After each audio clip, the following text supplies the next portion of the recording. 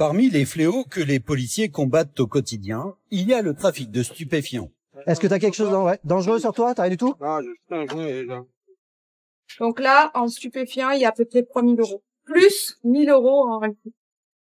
À Grenoble, en Isère, plusieurs lieux de deal sont bien connus de tous, comme le quartier de l'Alma, situé juste derrière le commissariat. Bonjour. Bonjour. Ce jour-là, une vaste opération se prépare. Une trentaine de policiers sont mobilisés. Et ce quartier va justement être au centre de toutes les attentions. Donc il y a d'un côté la lutte contre la dissimulée, de l'autre côté c'est ramasser un petit peu ce qui est posé, caché par les vendeurs du jour et l'équipe du jour. L'objectif, encercler la zone et contrôler tout ce qui s'y trouve. Parmi les effectifs, la nouvelle brigade VTT dont Julia fait partie. Selon elle, en général, ces opérations portent leurs fruits.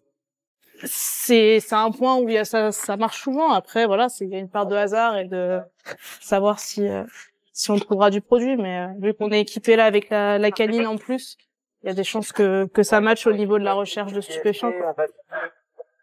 Julia est pleine d'espoir, mais cette fois, découvrir des stupéfiants va leur demander plus d'efforts que prévu.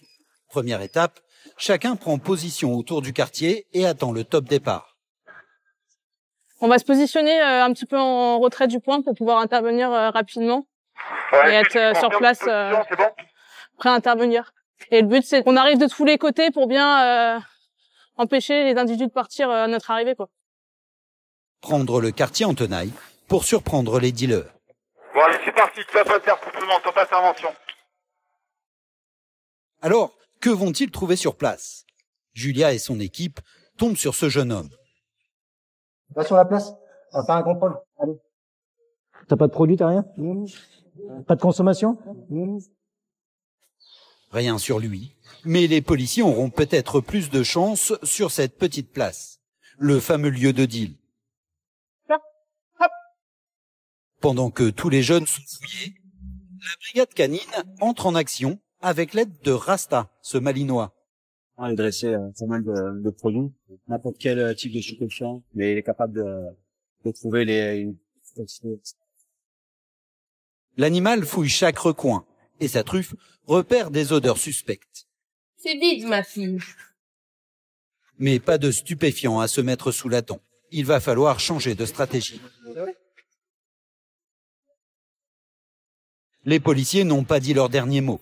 Il leur reste peut-être une chance de coincer les trafiquants qui sévissent dans le secteur. En les surveillant, ils pensent avoir repéré l'appartement où ils s'approvisionnent.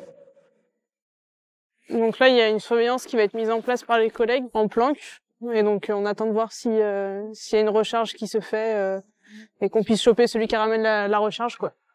Si l'un des trafiquants vient ravitailler le quartier en stupéfiant, Julia et ses collègues peuvent réaliser une jolie prise. Ils se positionnent à quelques rues de là. L'un de leurs collègues surveille l'immeuble. L'individu est en train de ressortir de l'appartement. Un individu qui va sortir de l'appartement nourrice, présumé. Donc, il serait susceptible d'être chargé en produit. Julia et ses collègues se rapprochent discrètement et attendent le signal. Pour info, il pue le stup, les collègues me disent dans les escaliers, ça se trave le stup et il est en train de descendre. Il est dehors sur le trottoir. C'est parti. Alors cette fois, les policiers auront-ils plus de chance? Tout près de l'immeuble en question, ils tombent sur ce jeune homme en trottinette, une béquille à la main. Ça va, jeune? On va faire un petit contrôle? Tranquille, viens, on va aller là-bas. Mais j'ai le PK, c'est normal, tranquille. Tranquille. Vous avez le contrôle, les gars? Le sac, tout ça, c'est à toi? Les policiers fouillent ses sacs et ses poches. Mais encore une fois, la pêche est maigre. Ah, je pensais sachet plastique, non? Sachet plastique? Y a rien. Est-ce que t'as quelque chose dangereux sur toi? T'as rien du tout? Produit ici? Non, j'ai juste un joint déjà. T'as un peu de produit? Non, j'ai juste mon joint que j'avais monté aussi. Un seul joint. Mais le jeune homme ne semble pas serein. Ah, on va pas m'embarquer quand même. Bah, pourquoi t'as quelque chose à te reprocher? Je viens de sortir, il avait pas Bah, voilà. il est rentré chez moi. Si t'as rien à te reprocher, tout va bien. Alors cache-t-il quelque chose dans son appartement? Il y a combien d'étages dans ta résidence? Il y en a 3, 3 étages, dernier étage. Ouais. C'est chez qui, là? C'est chez moi. C'est chez toi. Donc c'est quel nom sur la boîte aux lettres? Il y a pas encore marqué, je l'avais il y a pas longtemps. C'est quel nom, alors? Y a pas marqué encore.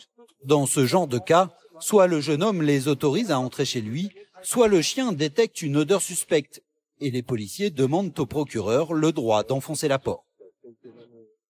On va aller lever le doute pour savoir si ça sent le devant, si le chien il marque. On verra après pour voir si on rentre à l'intérieur de faire la perquisition.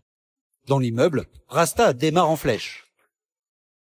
Et sur le palier du suspect, le chien se montre très agité.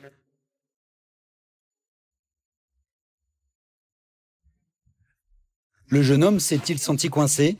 Il accepte en tout cas d'ouvrir sa porte aux policiers. Et juste avant, il fait même des aveux spontanés, selon Rose, major de 51 ans. J'ai cru comprendre, je l'avais dit qu'il avait du stup chez lui. Il venait de la rue avant même que le chien passe. C'est positif. Positif. Le flair de Rasta ne l'a pas trompé. Dans l'appartement, les policiers font des découvertes intéressantes. Il y a de la résine de cannabis, enfin, ce qui semble être de la résine de cannabis, de la cocaïne. Là, on l'écarte. On l'écarte provisoirement parce que le chien n'est pas en train de marquer. Et là, c'est pour pas le perturber si on laisse le paquet à l'intérieur. Le Malinois ressort de l'appartement avec son jouet, sa récompense pour service rendu. Tu as bien travaillé, ouais. Conduit au commissariat, le jeune homme sera placé en garde à vue. Et 1 heure plus tard, Rose fait les comptes. L'opération dans le quartier de l'Alma aura finalement tenu toutes ses promesses. Donc il y a 46 cocottes de cocaïne et 28 barrettes de résine de cannabis. Donc là, en stupéfiant, il y a à peu près 3 000 euros. Plus 1 000 euros en liquide. 4 000 euros qui s'envolent pour les dealers. L'an dernier, les policiers de Grenoble ont saisi environ 150 kilos de stupéfiants. Selon eux, ce combat quotidien est le seul moyen d'empêcher le trafic de gagner du terrain.